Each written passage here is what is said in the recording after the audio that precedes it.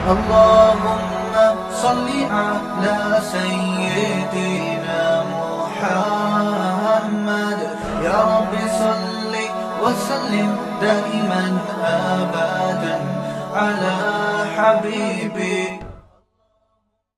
الرحمن الرحیم نحمده ونصلی علی رسوله الکریم انا انزلناه فی لیلۃ القدر وما ادراک ما لیلۃ القدر.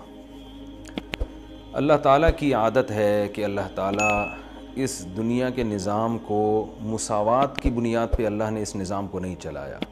سب ایک جیسے نہیں ہیں اس دنیا میں. اللہ تعالیٰ نے انسانوں کو تمام مخلوق پہ ترجیح عطا فرمائی ہے. پھر انسانوں میں بھی سب کو ایک جیسا مقام نہیں دیا. پیغمبروں کو اللہ تعالیٰ نے عام لوگوں پر فضیلت عطا فرمائی.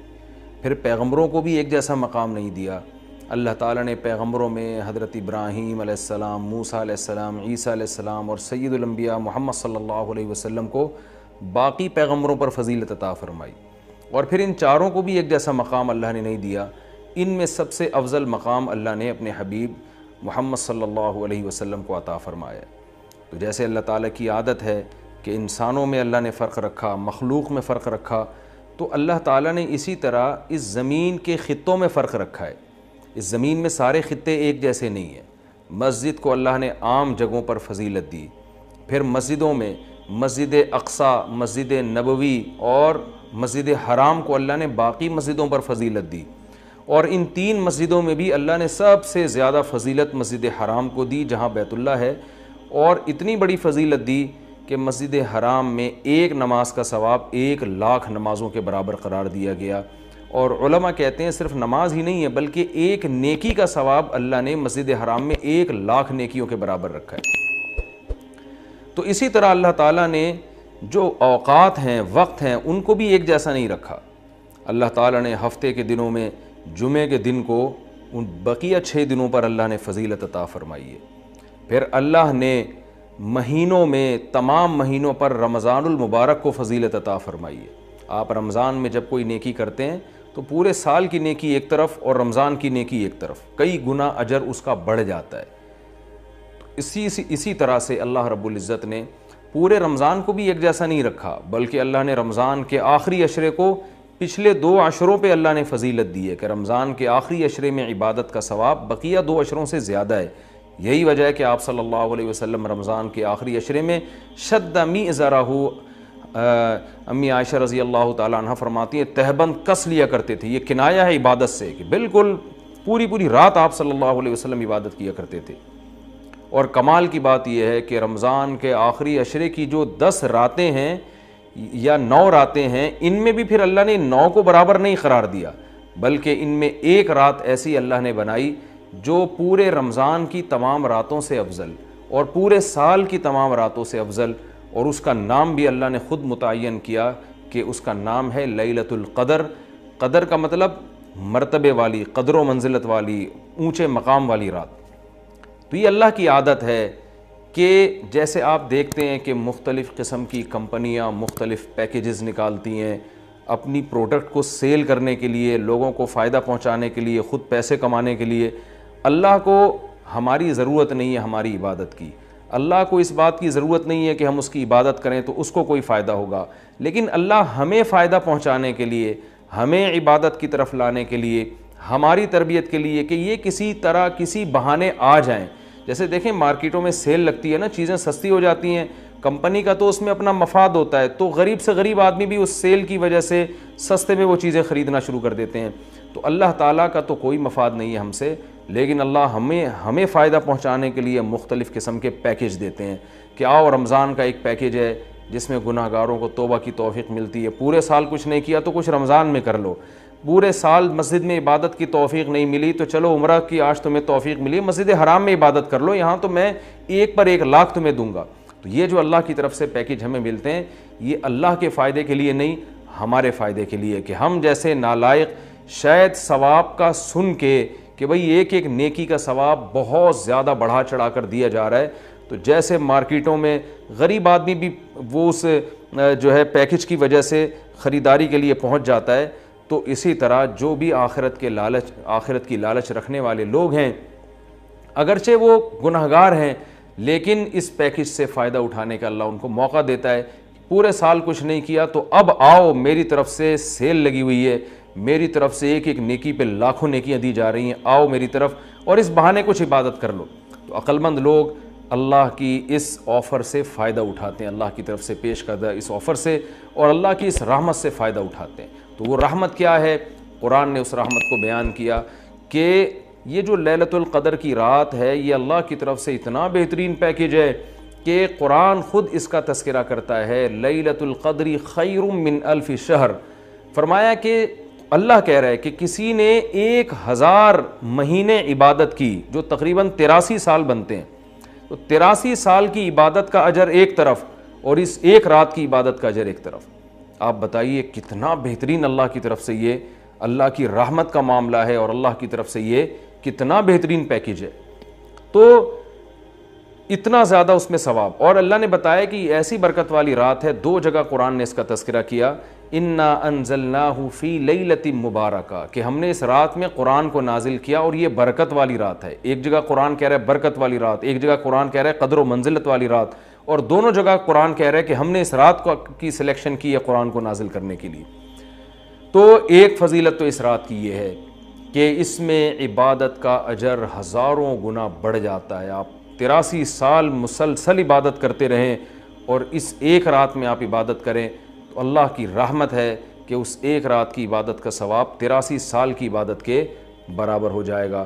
تو بہت ہی محرومی کی بات ہے کہ کوئی شخص اس رات کو سوتے میں گزار دے.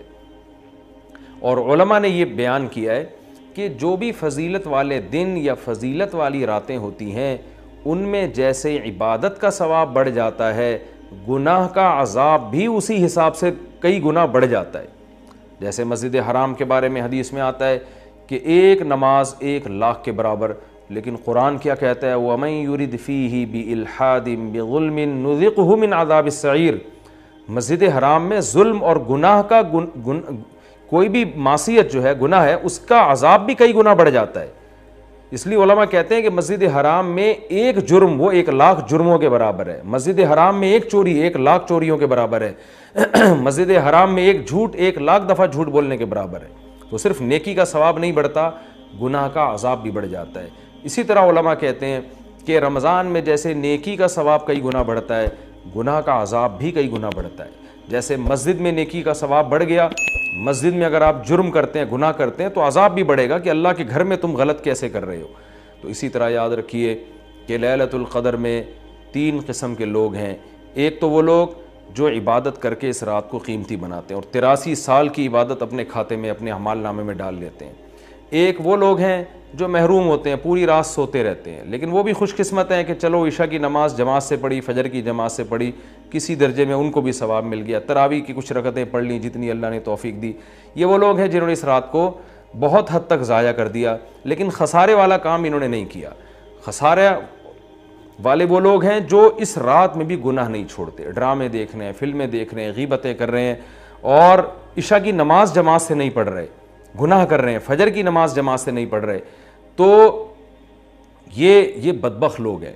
تو خوب یاد رکھیے کہ لیلۃ القدر میں جیسے عبادت کا ثواب بڑھتا ہے ایسے ہی گناہ کا عذاب بھی کئی گنا زیادہ بڑھ جاتا ہے. اور یہی حکمت ہے, علماء بیان کرتے ہیں کہ رسول اللہ صلی اللہ علیہ وسلم نے ہمیں یقینی طور پر لیلۃ القدر کی رات متعین کر کے نہیں بتائی.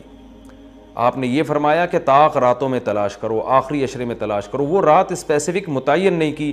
اس میں یہی حکمت علماء بیان کرتے ہیں کہ اگر وہ رات متعین کر دی جاتی اور پھر اس میں اس رات میں کوئی پوری رات سو کے ضائع کرتا تو اللہ کی اس پر حجت تام ہو جاتی. اللہ کہتے تجھے تو پتہ تھا کہ آج لیلۃ القدر کی رات ہے, تو نے آج گناہ کیسے کیا, تو نے اس رات کو ضائع کیسے کیا, تو اور زیادہ عذاب آ سکتا تھا. ایسا نہ ہوتا کہ دنیا میں ہی عذاب آ جاتا. تو اس لیے اللہ نے اس کو مخفی کر دیا کہ تھوڑا سا کنفیوژن میں ڈال دیا کہ تاکہ اس میں اگر کوئی اس رات کو ضائع کرتا ہے تو اس کو یقینی طور پر افسوس نہ ہو کہ ہو سکتا ہے وہ یہ سوچے شاید آج کی رات نہ ہو بلکہ ہو سکتا ہے کل یا پرسوں کی رات لیلۃ القدر ہو جائے. ایک حکمت تو علماء یہ بیان کرتے ہیں.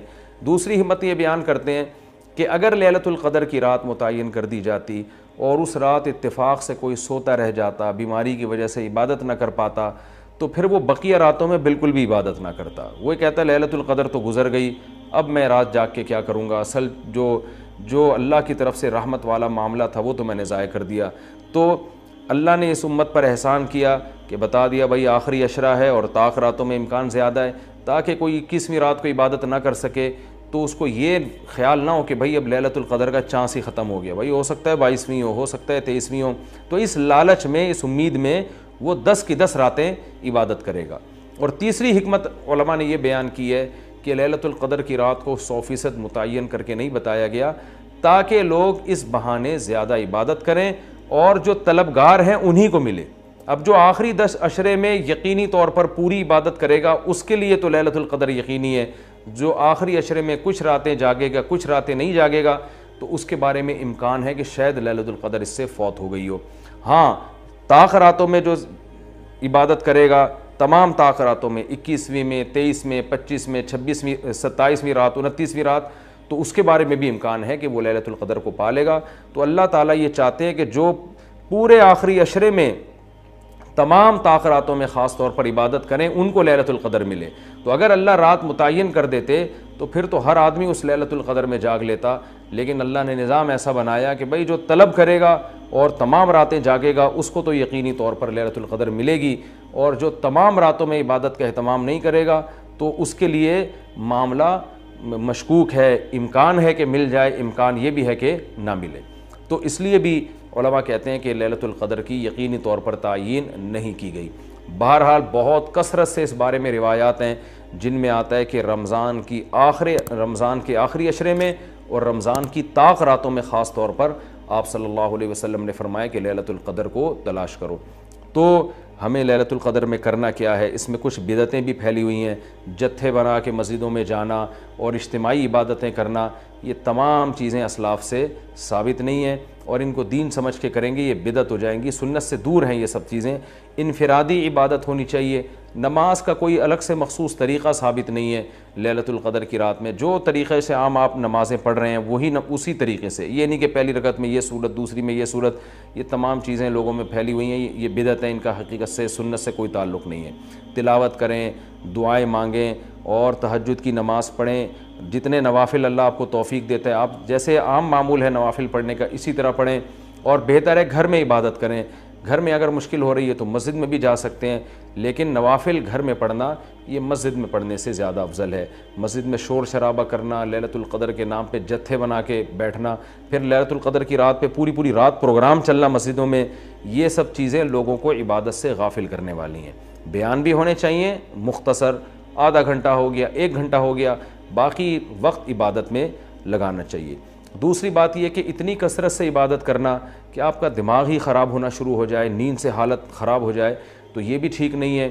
کچھ دیر آرام بھی کرنا چاہیے تاکہ جتنی عبادت ہو وہ طبیعت میں نشاط کے ساتھ اور فریشنس کے ساتھ ہو, آپ اس میں ٹینشن میں نہ آ رہے ہوں. اور ایک اہم بات یہ بھی ہے کہ اصل عبادت گناہ چھوڑنا ہے. آپ صلی اللہ علیہ وسلم نے لیلۃ القدر میں ہمیں جو دعا سکھائی ہے اس دعا کا مفہوم بھی یہی ہے. صحیح حدیث میں دعا آتی ہے کہ لیلۃ القدر میں یہ دعا مانگو, اللہم انک عفو تحب العفو فاعف عنا, اے اللہ تو سراپا معافی ہے, معافی کو پسند کرتا ہے, ہمارے گناہوں کو معاف کر دے. تو اس سے پتہ چلتا ہے کہ لیلۃ القدر میں نبی ہمیں یہ سکھا رہے ہیں, یہ سمجھا رہے ہیں کہ گناہوں سے توبہ کرنی ہے, معافی مانگنی ہے. ظاہر ہے جس جرم سے معافی مانگی جاتی ہے تو اسی بیس پہ مانگی جاتی ہے نا کہ آئندہ آپ چھوڑنے کا عہد کر رہے ہو. آپ نے کسی کا دل دکھایا, کسی کو ٹینشن دی, اب آپ اس سے سوری کر رہے ہیں, وہ کہتا ہے ٹھیک ہے آئندہ ٹینشن نہیں دینا. آپ کہتے ہیں دوں گا تو میں آئندہ بھی تمہیں ٹینشن, تو وہ کہے گا پھر یہ تو معافی نہیں, یہ تو معافی کے نام پہ مذاق ہو گیا بھائی. تو نبی جو ہمیں دعا سکھا رہے ہیں اس میں اصل بتا رہے ہیں کہ لیلۃ القدر کی رات میں اللہ سے دعائیں مانگ کر توبہ کرنی ہے. تو اس رات میں آپ عبادت کریں, اللہ سے دعا مانگیں, اور دعا کیا مانگیں کہ اللہ جو گناہ ہماری زندگی میں ہیں ان سے ہم توبہ کرتے ہیں اور آئندہ ہمیں ان سے بچنے کی توفیق عطا فرما. گناہ کیا ہے؟ نمازوں کا قضا کرنا, داڑھی کاٹنا, خواتین کا بے پردگی کرنا, اور سود لینا, بہنوں کی وراثت نہ دینا, اور جاندار کی جو تصویریں آج کل لوگوں نے گھروں میں ڈیکوریشن کے طور پر تصویریں لگائی ہوئی ہوتی ہیں, یہ سب ناجائز ہیں. آپ صلی اللہ علیہ وسلم نے فرمایا ان من اشد الناس عذابا یوم القیامۃ المصورون, کہ سب سے سخت ترین عذاب قیامت کے دن تصویر بنانے والے کو ہوگا. ڈیجیٹل کیمرے کی تصویر میں تو بہت اچھا خاصا علماء کا اختلاف ہے کہ ہماری رائے یہ کہ تصویر میں داخل نہیں ہے، لیکن جو پرنٹڈ تصویر ہوتی ہے اور کسی شرعی عذر کے بغیر ہو، ایک تصویر کسی ضرورت سے ہوتی ہے، بلا وجہ شو بازیوں کے لیے اپنے باپ داداؤں کی تصویریں دیواروں پہ سجانا، یہ فیشن ہمارے یہاں بنتا چلا جا رہا ہے. اور جو بت بنے ہوئے ہوتے ہیں تصویر کے نام پہ، وہ بھی اسلام میں حرام ہے. تو ان سب چیزوں سے ہمیں لیلۃ القدر میں توبہ کرنی ہے. شراب سے، زنا سے، بد نظری سے، والدین کی نافرمانی سے، رشتہ داری توڑنے سے. آپ صلی اللہ علیہ وسلم نے فرمایا جو خونی رشتوں کو توڑتا ہے وہ جنت میں داخل نہیں ہوگا. لیلۃ القدر کی رات میں آپ اپنے خونی رشتوں کو منا لیں. اس رات میں آپ اگر رشتے کو جوڑیں گے، اس کا ثواب کئی گنا زیادہ ملے گا، اس کی برکتیں بہت زیادہ ہوں گی. تو اس رات میں صدقہ خیرات بھی کرنا چاہیے. اور ان تمام جرائم سے، نماز چھوڑنے کا گناہ، سود کا گناہ، وراثت کھانے کا گناہ، جو بھی ناپ تول میں کمی کا گناہ. آپ اگر کسی ادارے میں جاب کرتے ہیں، آپ تنخواہ پوری لے رہے ہیں مگر آپ کام میں ڈنڈی مار رہے ہیں، یہ خیانت ہے جس سے قرآن نے روکا ہے. یہ بھی ایک جرم ہے. اس جرم سے بھی ہم نے اس رات میں توبہ کرنی ہے. اگر کوئی کرایہ دار مالک مکان کے گھر کو امانت کے طور پہ استعمال نہیں کرتا، یہ بھی امانت میں خیانت ہے. اور اگر مالک مکان کرایہ دار کو تنگ کرتا ہے یا کرایہ دار مالک مکان کو ٹائم پہ کرایہ نہیں دیتا، یہ بھی جرم ہے جس کو قرآن بیان کرتا ہے امانت میں خیانت. تو جہاں بھی دو آدمیوں کا معاملہ ہو رہا ہے اور اس میں آپ ڈنڈی مار رہے ہیں، یہ بہت بڑا جرم ہے. قرآن میں اہل جنت کی یہ صفات بیان نہیں کی گئی ہیں. تو اخلاق کو اپنے درست کرنا. آپ صلی اللہ علیہ وسلم نے فرمایا منافق کی 3 نشانیاں ہیں: بات کرتا ہے، جھوٹ بولتا ہے، امانت دی جائے تو خیانت کرتا ہے، اور جب کسی سے بحث مباحثہ کرتا ہے تو گالم گلوچ پہ آ جاتا ہے. آج دیکھیں دفتروں میں کیا حال ہے، بات بات پہ گالیاں، ذرا سا کوئی مسئلہ ہوتا ہے فوش فوش گالیاں نکالنا شروع کر دیتے ہیں. تو یہ تمام چیزیں ایسی ہیں جن سے ہمیں اس رات میں توبہ کرنی ہے. اللہ تعالیٰ سے دعا ہے کہ لیلۃ القدر کی رات اللہ ہم سب کے لیے خیر اور برکت والی بنائے، اور اس رات میں ہمیں عبادت کی توفیق عطا فرمائے، اور اس رات میں ہمیں گناہوں سے سچی توبہ کی توفیق عطا فرمائے. حدیث کیا کہتی ہے؟ نبی نے دعا سکھائی کہ اے اللہ اتنا خوف، زیادہ خوف مسلط ہو گیا تو پڑھائی سے بھی گئے، نیند سے بھی گئے، کھانے سے بھی گئے. تو اللہ کا بھی اگر زیادہ خوف پیدا ہو گیا، صحت بھی خراب ہوگی. بعض لوگوں کے دل میں جہنم کی آگ کا بہت خوف مسلط ہو جاتا ہے، وہ عبادت سے بھی جاتے ہیں، پھر وہ لائف کو جتنا انجوائے کرنا چاہیے جس شریعت نے اجازت دی اتنا بھی نہیں کر پاتے. تو اس لیے ہمارے نبی نے دعا سکھائی، اللہم اقسم لنا من خشیتک ما تحول به بیننا وبین معصیتک. یہ میں مناجات مقبولہ کی دعاؤں کا ایک تھوڑا سا تعارف پیش کر رہا ہوں آپ کے سامنے کہ کتنی پیاری دعائیں ہیں. اے اللہ ہمیں اتنا خوف اپنا دے دے جو ہمارے اور تیری نافرمانی کے درمیان آڑ. کیونکہ خوف کا مقصد ڈرنا برائے ڈرنا نہیں ہے، خوف کا مقصد ہے جہنم سے بچنا. اور وہ جب بچیں گے جب گناہ سے بچیں گے. تو کم سے کم اتنا خوف تو ہو کہ جب گناہ کی طرف دل مائل ہو تو تیرا خوف رکاوٹ بن جائے، گناہ سے روک لے ہم کو. وَمِن طَاعَتِكَ مَا تُبَلِّغُنَا بِهِ جَنَّتَكَ. اپنی اطاعت کا اتنا جذبہ دے دے جو ہمیں جنت تک پہنچا دے. کیا ہو گیا بھائی؟ کیا ہوا؟ اچھا. وَمِن طَاعَتِكَ مَا تُبَلِّغُنَا بِهِ جَنَّتَكَ، یہ اسی کی تکمیل ہے. وَمِنَ الْيَقِينِ، یہ بڑا پیارا جملہ ہے. وَمِنَ الْيَقِينِ مَا تُهَوِّنُ بِهِ عَلَيْنَا مَصَائِبَ الدُّنْيَا. اے اللہ اپنا اتنا یقین دے دے، اتنا یقین، تیری ذات پہ اتنا یقین آ جائے کہ تو سب کچھ کرنے والا تو ہی ہے. اتنا یقین آ جائے کہ دنیا کی مصیبتیں ہلکی لگنے لگیں، ڈپریشن میں نہ جائیں ہم مصیبتوں کی وجہ سے. جو اللہ کو نہیں مانتے نا، جب وہ دیکھتے ہیں کوئی ٹینشن آ رہی ہے تو وہ کہتے ہیں یار اس ٹینشن کی یہ وجہ ہے اور یہ وجہ تو ختم نہیں ہوگی، تو میں تو ٹینشن میں زندگی گزاروں گا. وہ خودکشی کی طرف جائیں گے. اور جس کو پتہ ہے کہ یہ دینے والا کون ہے؟ اللہ، وہ میرا خیر خواہ ہے، وہ مجھے سنورنے اور بنانے کے لیے دے رہا ہے، وہ یہ ٹینشن دور بھی کر سکتا ہے، وہ کسی سبب کا محتاج نہیں ہے، اس میں میرا فائدہ ہے، تو اس سے وہ ٹینشن کیا ہو جائے گی؟ ہلکی. تو اے اللہ اتنا یقین اپنا دے دے جس یقین کی وجہ سے دنیا کی مصیبتیں ہمیں ہلکی لگنے لگیں. اگر اتنا بھی یقین نہیں ہے تو یہ یقین نہیں ہے. وَمِنَ الْيَقِينِ مَا تُهَوِّنُ بِهِ عَلَيْنَا مَصَائِبَ الدُّنْيَا وَمَتِّعْنَا بِأَسْمَاعِنَا وَأَبْصَارِنَا وَقُوَّاتِنَا أَبَدًا مَا أَبْقَيْتَنَا. اے اللہ تو نے ہمیں آنکھ کی نعمت دی, سننے کی نعمت دی, بولنے کی نعمت دی, چلنے کی اور بات کرنے کی, یہ تمام نعمتیں جب تک ہماری زندگی ہے یہ نعمتیں ہم باقی رکھنا, معذوری سے ہمیں بچانا. سمجھ رہے ہو کہ نہیں سمجھ رہے؟ آج لوگ دولت مانگ رہے ہوتے ہیں, صحت کو فوکس نہیں کر رہے. آنکھ کی بینائی چلی جائے خدا نخواستہ, کیسی اندھیر زندگی ہے. سننے کی طاقت چلی جائے. وَمَتِّعْنَا بِأَسْمَاعِنَا وَأَبْصَارِنَا وَجَمِيعَ قُوَّاتِنَا أَبَدًا مَا أَبْقَيْتَنَا وَاجْعَلْهُ الْوَارِثَ مِنَّا. یہ اس سے بھی زیادہ خاندانی جملہ. کافر بھی چاہتا ہے کہ میری آنکھوں میں دیکھنے کی طاقت, کانوں میں سننے کی طاقت, زبان میں بولنے کی طاقت, میری تمام جو جسم کے پارٹس ہیں وہ صحیح رہیں تاکہ میں دنیا کی نعمتوں سے مزے اڑاؤں. تو اللہ ہم صرف اس لیے نہیں کہہ رہے کہ یہ تمام چیزیں باقی رکھ کہ ہم دنیا میں مزے اڑائیں, دنیا میں بھی لذت, اور یہ جو تو نے ہمیں طاقتیں دی ہیں یہ آخرت میں بھی ترقی کا ذریعہ بن جائیں. تو ڈبل مزے ہو گئے کہ نہیں ہو گئے ہیں بھائی؟ کیونکہ جس آدمی میں قوت اور طاقت نہیں ہوتی مختلف چیزوں کی, وہ آخرت کے کام بھی زیادہ نہیں کر سکتا. تو وَاجْعَلْهُ الْوَارِثَ مِنَّا, ان کے اثرات باقی رہے, قیامت کے دن فائدہ ہو. ان آنکھوں سے ہمیں, ان کان سے اچھی بات سنی تھی اور ہدایت مل گئی, تو یہ فائدہ ہو گیا نا اس کان کا آخرت میں. آنکھوں سے اچھی چیز دیکھی اور ہدایت مل گئی, اللہ کی نشانیاں دیکھیں اور عبرت حاصل ہوئی ان آنکھوں سے, ماں باپ کی زیارت کی, بیت اللہ حج کی, اللہ کے گھر کی زیارت کی. تو یہ آنکھوں کی لذت بھی ہے, اور اس لذت سے دنیا کا فائدہ بھی اور آخرت کا فائدہ بھی. وَاجْعَلْهُ الْوَارِثَ مِنَّا وَاجْعَلْ ثَأْرَنَا عَلَى مَنْ ظَلَمَنَا وَانْصُرْنَا عَلَى مَنْ وَاجْعَلْ ثَأْرَنَا عَلَى مَنْ ظَلَمَنَا وَانْصُرْنَا عَلَى مَنْ عَادَانَا. جو ہم سے دشمنی کرے اے اللہ تو اس کے خلاف ہماری مدد کر. دنیا میں بہت سارے دشمن ہیں, کچھ کو آپ جانتے ہیں, بہت سو کو نہیں جانتے. وَلَا تَجْعَلْ مُصِيبَتَنَا فِي دِينِنَا. اے اللہ اگر کوئی مصیبت مقدر میں ہے ہی تو وہ دنیا کی طرف پھیر دینا, دین ہمارا اس سے محفوظ رکھنا.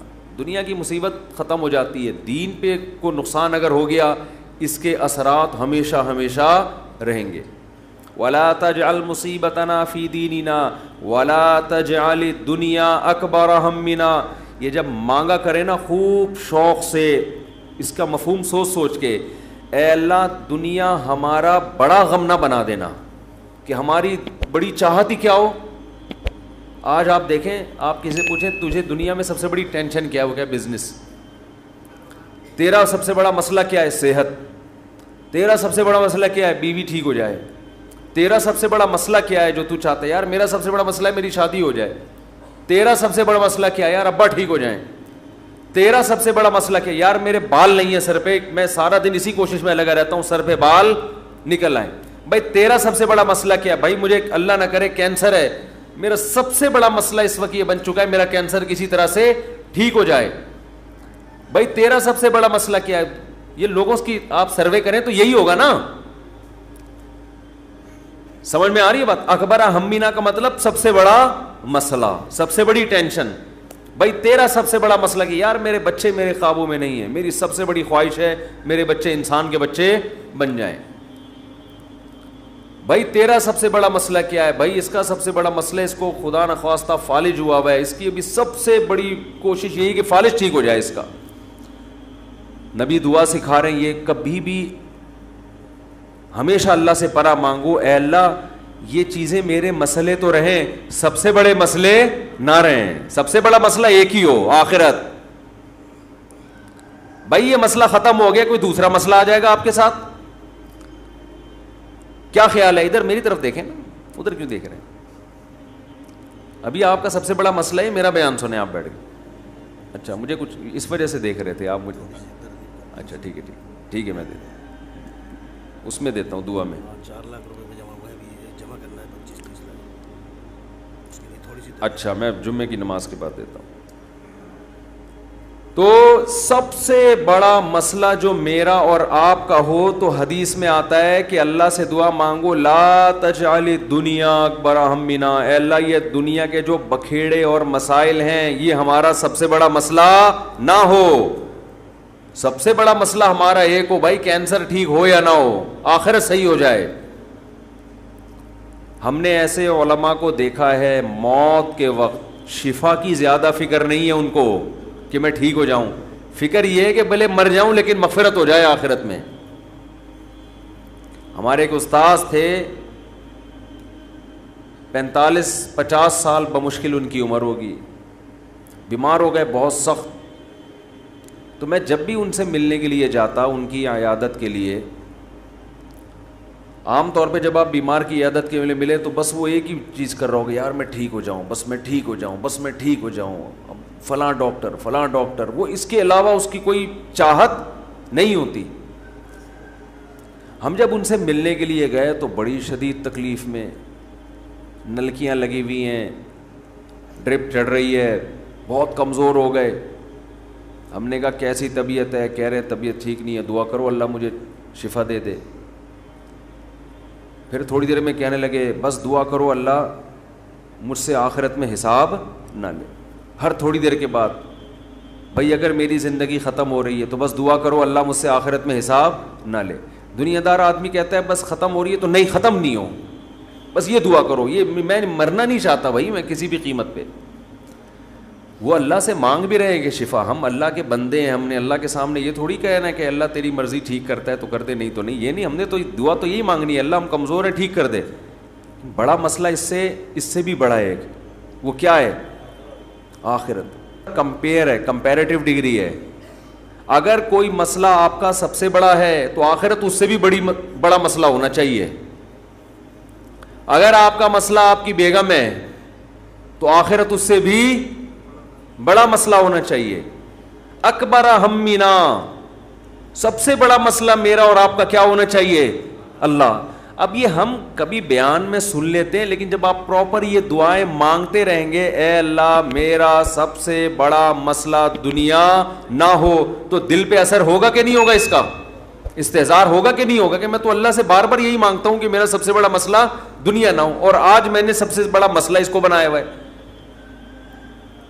وَلَا تَجْعَلِ الدُّنْيَا أَكْبَرَ هَمِّنَا وَلَا مَبْلَغَ عِلْمِنَا, میری نالج کی انتہا بھی دنیا نہ ہو. آپ کی نالج گھوم پھر کے کس کی طرف آتی ہے؟ دنیا کی طرف. تو اس کا بھی وہی مفہوم ہے جو پہلے والے جملے کا مفہوم ہے.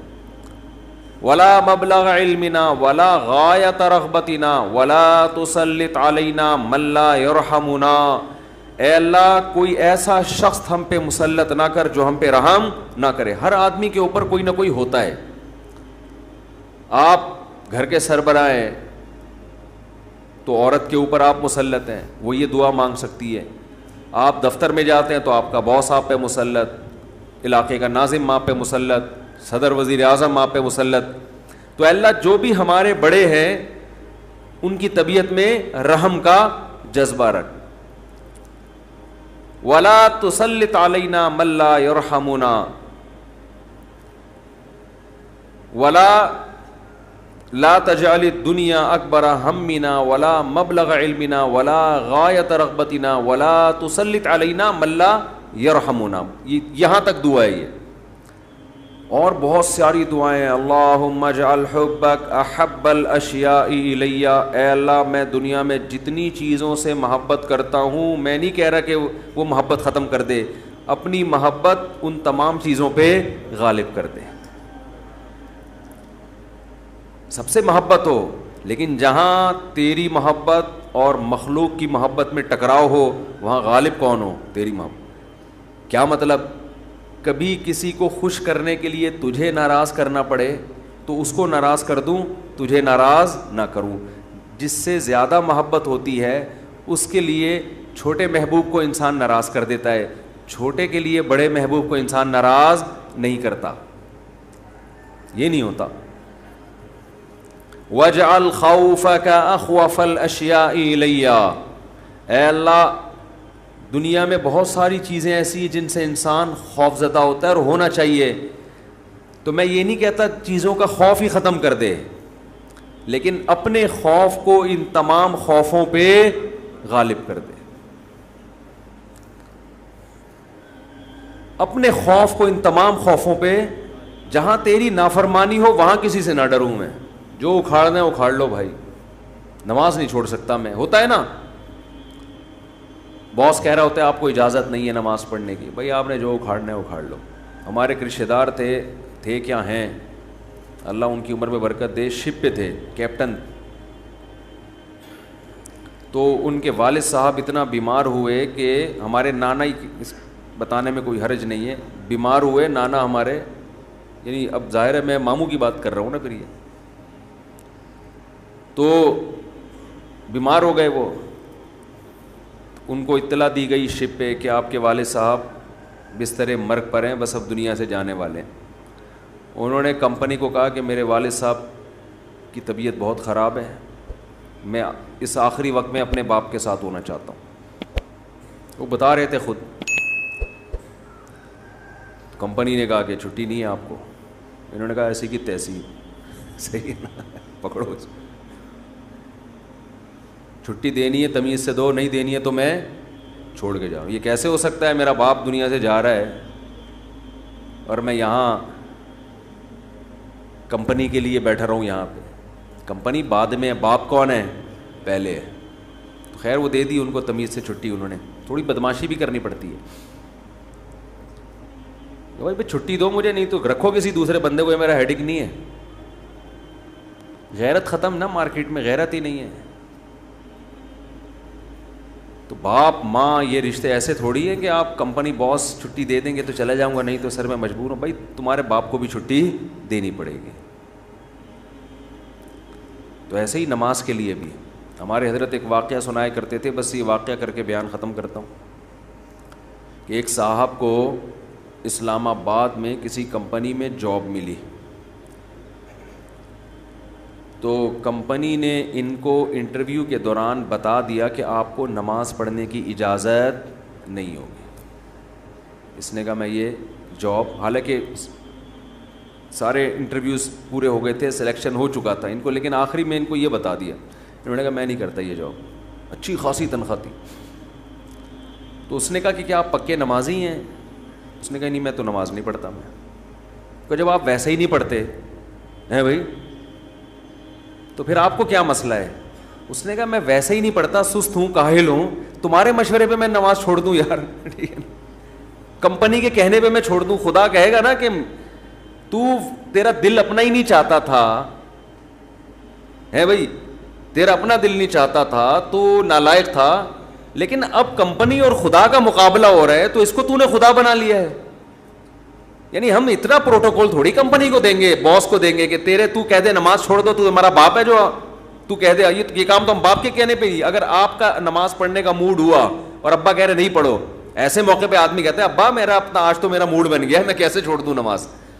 تو یہاں تو ابا کو آدمی لفٹ نہیں کراتا میرے بھائی, جو کرنے والے ہوتے ہیں. باس کو اتنا باپ کیوں بنا لیں گے ہم؟ تو باس کی چمچہ گیری اتنی کیا کرو جتنی قیامت میں افورڈ کر سکو. یہ بھی انسان ہے, اتنا زیادہ فری نہیں کرایا کرو. میں یہ نہیں کہہ رہا اپنے باس سے بدتمیزیاں شروع کر دیں, آپ بد کلامیاں شروع کر دیں, عزت دینی چاہیے, لیکن اللہ سے آگے تھوڑی نکالنا ہے اس کو, اللہ سے آگے تھوڑی رکھنا ہے. تو ہمارے حضرت کو وہ بڑا پسند آیا بے نمازی, کہا کہ دیکھو غیرت ہے اس میں. اتنی بڑی جاب ٹھکرا دی اس نے. بولا بھائی تمہارے کہنے سے تم نے, یعنی میں اس لیے اب نماز نہیں پڑھ رہا کہ کمپنی کی طرف سے اجازت نہیں ہے. تو کمپنی کون ہوتی ہے مجھے روکنے والی؟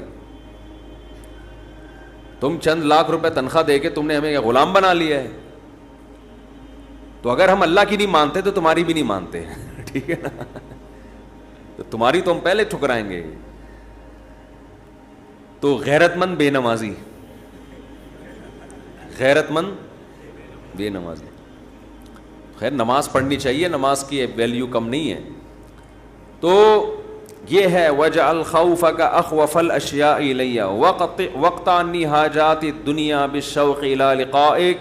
اے اللہ اپنی ملاقات کا شوق اتنا دے دے کہ دنیا کی حاجتوں کی تمنا نہ رہے. اتنا شوق ہو جائے کہ اس دنیا میں سب سے بڑا شوق ہی یہ بن جائے. تو پھر یہ ثانوی درجے میں ہوں. اور آخری جملہ اس دعا کا وَإِذَا أَقْرَرْتَ أَعْيُنَ أَهْلِ الدُّنْيَا مِن دُنْيَاهُمْ فَأَقْرِرْ عَيْنِي مِنْ عِبَادَتِكَ. اے اللہ جب لوگوں کی آنکھیں اس دنیا سے ٹھنڈی ہوں, کسی کا کو پتہ چلا کہ بحریہ ٹاؤن میں 3 پلاٹ اس کے نام نکل آئے, آنکھیں ٹھنڈی ہو گئیں, بتاتا پھر رہے ہو بھائی ماشاءاللہ ادھر رشتہ ہو گیا, ہاں بھائی مفتی صاحب کا بیان اثر کر گیا ہے, آنکھیں ٹھنڈی ہوتی نا, گاڑی آ گئی, پیسہ آ گیا. تو اے اللہ اس وقت میری آنکھیں اپنی عبادت میں ٹھنڈی کرنا, مجھے عبادت کی ایسی لذت دے دے, اپنے سامنے راز و نیاز اور مناجات کی, اور اپنے سامنے دعا مانگنا اور نماز پڑھنا اور تیری تلاوت کرنا اور تیری عبادت کرنا, تیرے سے تعلق ایسا ہو جائے کہ میری آنکھیں دنیا سے ٹھنڈی نہ ہو. مجھے مزہ کس میں آئے؟ تجھ سے راز و نیاز کرنے میں. یہاں بھی یہ نہیں کہا جا رہا مجھے دنیا نہیں دینا, مجھے پلاٹ نہیں چاہیے, مجھے گاڑی نہیں چاہیے. چاہیے بھائی, کون مستغنی تھوڑی ہے ہم اللہ سے, سب کچھ چاہیے, لیکن جو لذت ہو نا, لذت وہ ان چیزوں میں نہیں ہو, ان ٹکڑوں میں, کھلونوں میں. لذت کس میں ہو؟ آخرت میں, تجھ سے تعلق میں. تو وہ خرید لیں مناجات مقبولہ, کیونکہ دعائیں تو بہت ہیں نا, ہم کن کن دعاؤں پہ بیان کرتے ہیں.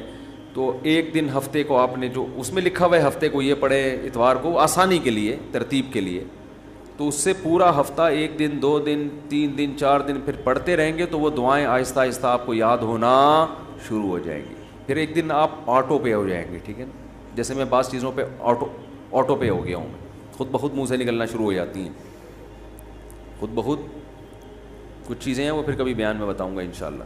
تو وہ آٹو پہ آ گیا ہوں میں, تو وہ خود بخود ہونا شروع, تو وہ آپ کو دعائیں آہستہ آہستہ خود بخود یاد, اور آپ کو محسوس ہوگا آپ کے دل کی کیفیت آہستہ آہستہ چینج ہو رہی ہے. اللہ تعالیٰ سمجھنے کی, عمل کی توفیق عطا.